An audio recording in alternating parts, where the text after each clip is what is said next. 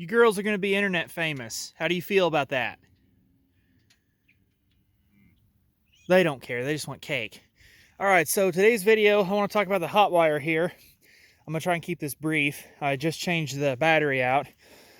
One of the things I've noticed is people come out, they come to fence their wheat. This is rye for winter pasture for their cattle, right? They come to fence their wheat off, and I think in my life, I've seen 3 double run hot wires. Everything else is a single run. People will get those little tiny round posts. They're a little bit smaller than this ground rod right here, right? And they'll drive them into the ground. They'll put one insulator on them, and they'll put a run of wire a little bit taller than this lower wire here, okay?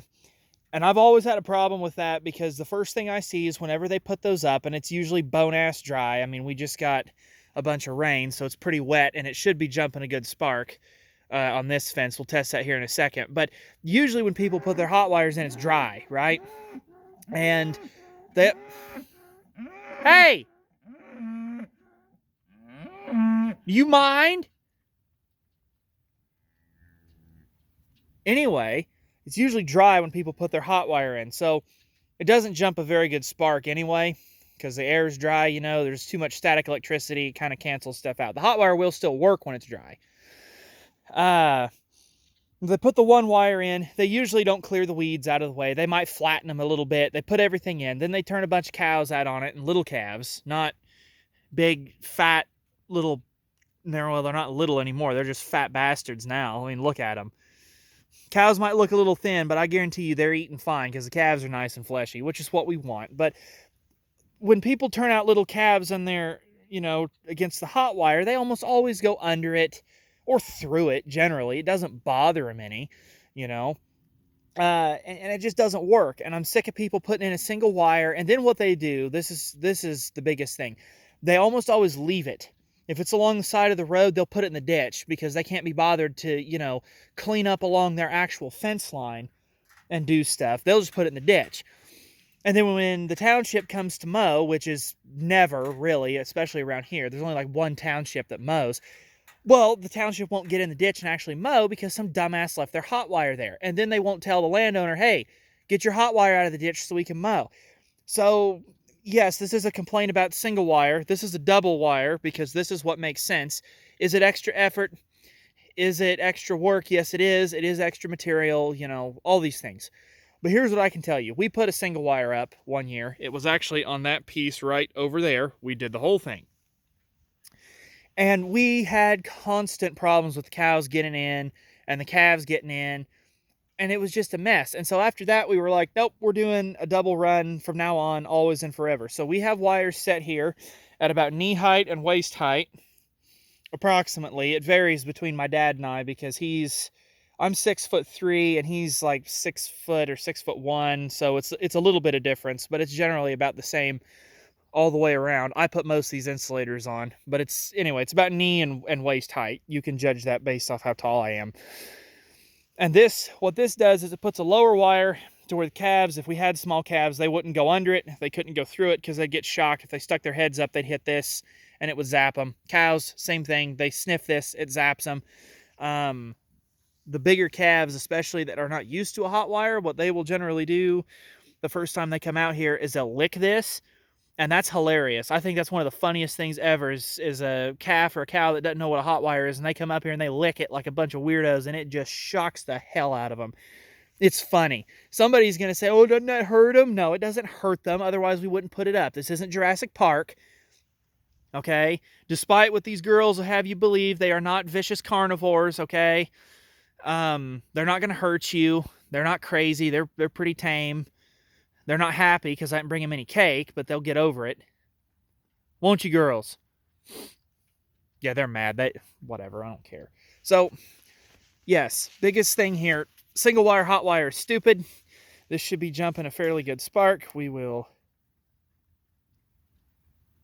Yep. Well, there's a bunch of paint on that post. And then we'll also check our bottom here. Ooh! I can hold my hand steady, damn it. We're sparking, that's what matters. So I'll just carry that. I gotta have two hands to put this back in my loop. So we went around this whole piece of rye here, clear over to that gate over yonder. If I'm pointing in the right direction, it's over there by that meter house. And we've got this all fenced off where they can eat on it. They're not going to come through this because we have the wires set at a height where they're not going to go through it. Wherever they try and stick their wet nose, they're going to get shocked.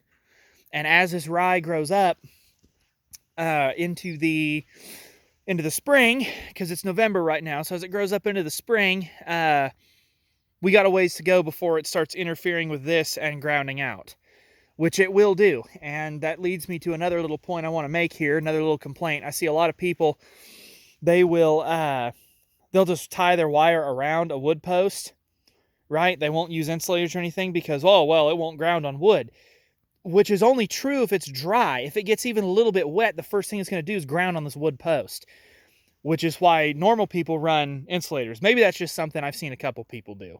Maybe it's not everybody. Maybe where you live, people actually put in double run hot wires. But here where I'm at, we're the only ones that do it. Everybody else puts in a crappy single wire. And look, I get it. It's a lot of work to put a fence up. We got pretty lucky here because it was wet, so these posts drove in pretty easy, right? And there were two of us, but we had this thing up in like a day or less. You know, it probably only took us 4 hours to put this up. And I know it's a small piece, but still, it's just frustrating. People get so lazy, and then their cows get out, and then they waste so much time getting them back in when they don't need to. They don't need to waste all that time. They could just do it right the first time and be done with it, and then just put a battery on it, because the solar chargers are worthless. You know, just put a battery on it, come change it out every couple days. You know, it's a farm. We got batteries everywhere, and they may not be the best, but they're good enough to run a hot wire for a couple days. So this is a fresh one. I'll take the other one back to the shop and charge it up, and then in a couple days, I'll come swap it out again, and it'll be fine, and it loves it. And this works pretty good. We've never had a problem with cows getting out of these unless it goes dead, and we make sure that when we put it in, it's mowed.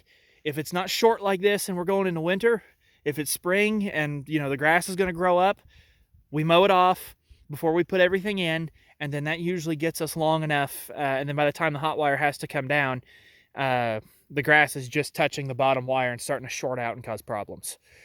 But this will keep these girls in here, and they can eat on this, and then, you know, they've got, of course, they can go over there and around and back to the house and do whatever else they want to do.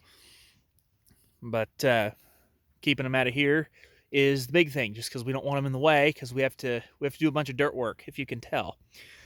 So anyway, that's kind of my complaint / rant. I had it all figured out in my head better, and then I got distracted 8 or 9 times along the way, so now it seems all discombobulated.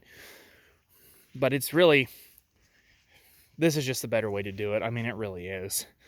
This works pretty good. And then as long as your insulators are good and you don't run the risk of them cracking or anything, which if they were going to crack or split, they'd probably do it when you put them on. I only had 2 insulators split apart on me when I was putting them on the fence, and well, they're in the trash now, so we won't grab them again. That's all that matters. So the cows are mad.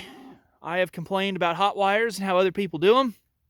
I understand if you're only going to have it up for like a month, you don't want to put in all the work to do this, but again, can't stress this enough. It is worth the effort, in my opinion. It is worth the effort and the extra material to just put in a fence like this, because then you never have to worry about your animals getting out. Okay, you do the single wire, I guarantee you the first thing they're going to do is walk through it, walk over it, go under it, just tear it all to hell. It's just not worth it, okay? And then also, final thing, stretch your freaking wire, people. Come on. All right, you have to pull your wire tight. Now, you don't have to put a fence stretcher on it. You can just grab a pair of pliers, and if it's a straight run, you can generally tighten it up where it's anchored, and it's fine. If you have a corner, and we've got a corner post down over there where it goes back to the south, then tighten it up at each anchor point. Tighten it like here, we tied it off, and then we went down to the corner and we pulled it tight so that this north edge was snug. And then we ran over to there and tightened it up again at the anchor post. Where am I pointing? I take my sunglasses off. Wherever that meter house is at, there's a glare I can't see through the camera, but wherever that meter house is at, we anchored it again. That's where we tightened it up the second time. So it's, I don't have my hammer and I'm not going to touch it. It'll, you know, shock me. But it's taut, right? It doesn't have to be like a barbed wire fence. It just has to be more or less hand tight. If you can grab onto it with pliers and pull it as tight as you can, that's good enough. And I see a lot of people, they put the single wire up and then the wire immediately goes slack because they didn't tie it to anything real. Especially coupled with those little round posts, they will bend over, especially if you're going around like a circle and you don't set stuff right, it'll just pull them in. You go through a low spot with those, it'll pull those round insulators up off of the round post. These T-post insulators, you don't have to worry about that. They're not going to move unless they are old plastic and they just physically break. That's really the only way they can cause issues. So, all right, now I'm done complaining. I will get off of here. They really are not happy. But they've got plenty to eat. Even though, like I said, they look thin, I promise you they are eating fine. Calves are nice and fleshy. They're doing good. They're happy and healthy, which is what matters. So I'll get off of here. Appreciate you guys watching, and we'll just see you in the next one. Take care.